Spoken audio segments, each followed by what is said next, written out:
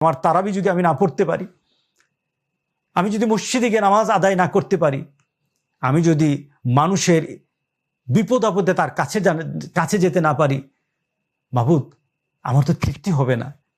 তুমি আমাকে সেই পরিবেশ দান করে দাও। আপনি প্রস্তুতি নেন, আপনি এই ধরনের চিন্তা আপনার মধ্যে জাগ্রত করেন।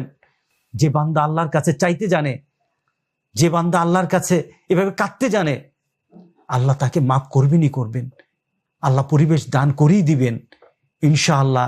ওই মাহবুদের উপর আমরা রমজান মাসে একটা আশা রাখি, রমজান মাসে আমরা একটা পরিবেশের জন্য আশা রাখি। মাহবুদ তুমি আমাদেরকে রমজান মাস দিয়ে গোটা পৃথিবীর মানুষগুলিকে তুমি মাফ করে দাও, মাফ করে দাও মাহবুদ, মাফ করে দাও। আল্লাহ যেন সবাইকে সেই ধরনের প্রস্তুতি নেওয়ার তৌফিক দান করে। আল্লাহ আমাদেরকে কবুল করে নেক। আল্লাহুম্মা বাল্লিগনা রমাদান। মাহবুদ আমাদেরকে রমজান পর্যন্ত পৌঁছার তৌফিক দান করে দাও। আপনি কি এখনো চিন্তা করতে পারেন